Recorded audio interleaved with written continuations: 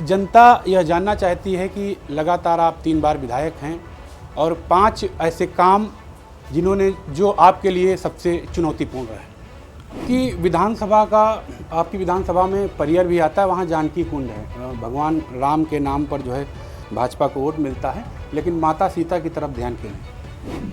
उन्नाव में भाजपा में 2 फाड़ हैं, जिला पंचायत, नगर पालिका, वहीं विधायक ब्रजेश रावत भी जो है आपसे टकरार देखी गई जो है सोशल मीडिया पर। इतनी टकरार क्यों? पालिका अध्यक्ष का कहना है कि आपने 17 साल में 67 लाख वसूले और हमने जो है लगभग जो है 5 सालों में 1.5 करोड़ रुपए राजस्व जमा कराया। बड़ा बयानबाजी चल रही है, क्या कहेंगे?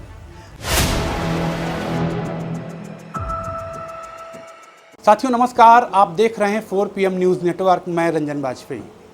आज आपको मिलवाने वाले हैं एक ऐसी शख्सियत से, एक ऐसे नेता से जिनके अंदर रत्ती भर चिड़चिड़ापन नहीं, वह अपने विरोधियों को भी हंसकर जवाब देते हैं।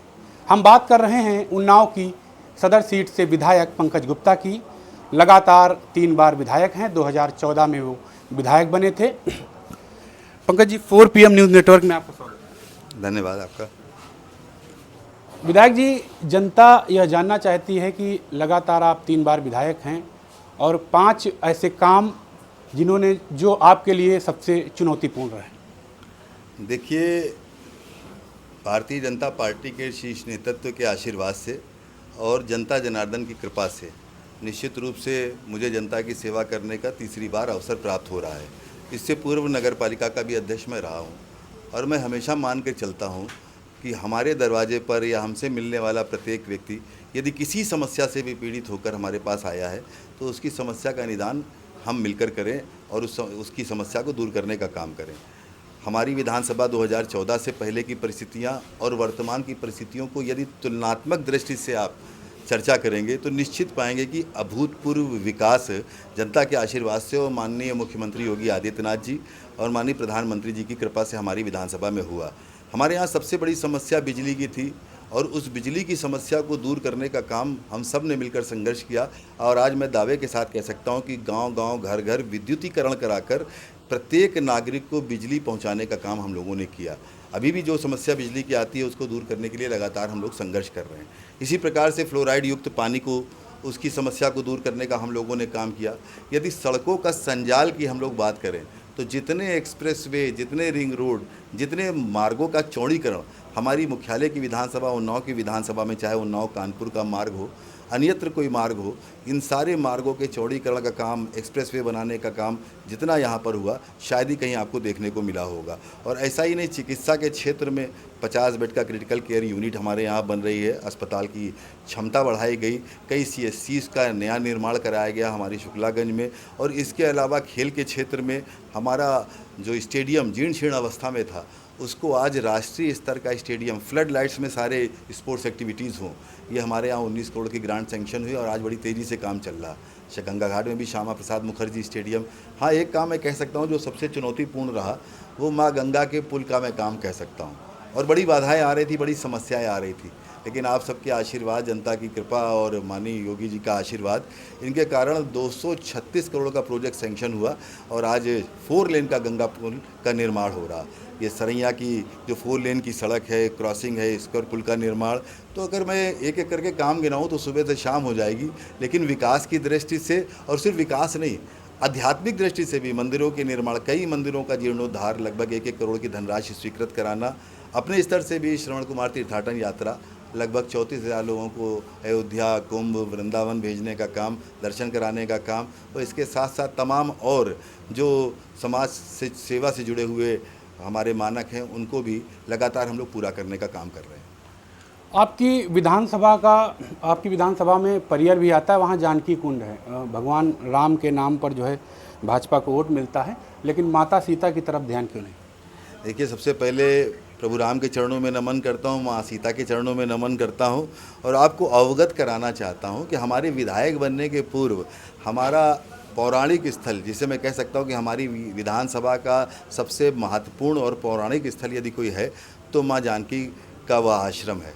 आज मैं गर्व के साथ कह सकता हूं कि विधानसभा में विधायक बनने के बाद लगातार उस विशेष क्षेत्र का तीर्थ पर्यटन स्थल के नाम पर उसकी घोषणा की गई, सम्मिलित किया गया और प्रत्येक वर्ष आप यकीन मानिए लगभग 2-2 ढाई करोड़ रुपए की ग्रांटों के माध्यम से वहाँ पर लगातार विकास कराया गया। सामुदायिक कई सामुदायिक भवन बनाए गए, मंदिर के अंदर की संपूर्ण व्यवस्थाओं को ठीक करने का काम किया गया, सारी बाउंड्री वाल कराई गई, पेयजल व्यवस्था यानी अन्यादि जितनी भी समस्याएं थी वहाँ लगभग दूर कराई गई। अगला टारगेट वहाँ पर भव्य गेट बने और गेट से लेकर अंदर मंदिर तक का स्थान का जो मार्ग है उसका भी सौंदर्यीकरण कराया जाए। शीघ्र वो भी काम आपको देखने को मिलेगा। तो अछूता नहीं, वो क्षेत्र तो हमारे लिए सबसे महत्वपूर्ण काम है और उस क्षेत्र के जीर्णोद्धार के लिए जो बन पड़ेगा हम करेंगे। 2018 में अमृत जल योजना सरकार की सबसे महत्वपूर्ण योजना थी। आज गांव में टोटियां तो लगी हैं लेकिन पानी उनमें नहीं आ रहा है।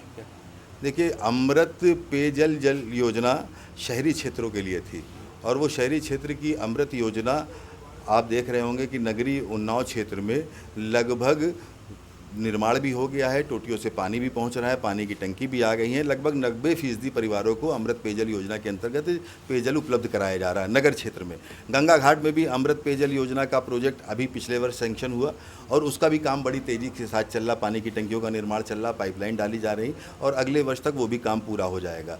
ग्रामीण क्षेत्र में हर घर नल योजना संचालित की जा रही है और उसके तहत पूरे जनपद का काम चल रहा है, क्योंकि पहले फेज़ में यह योजना ग्राउंड वाटर से पानी लेकर सप्लाई करने की व्यवस्थित की गई थी, लेकिन उन्नाव में फ्लोराइड युक्त पानी है, इसलिए हम लोगों की मांग पर पुनः एक बार हमारे मुख्यमंत्री योगी आदित्यनाथ जी ने इसको सरफेस वाटर की योजना बनवाई, जो माँ गंगा के पानी को लिफ्ट करके साफ करके घर घर जल पहुँचाने की व्यवस्था पूरे जनपद को की जा रही है।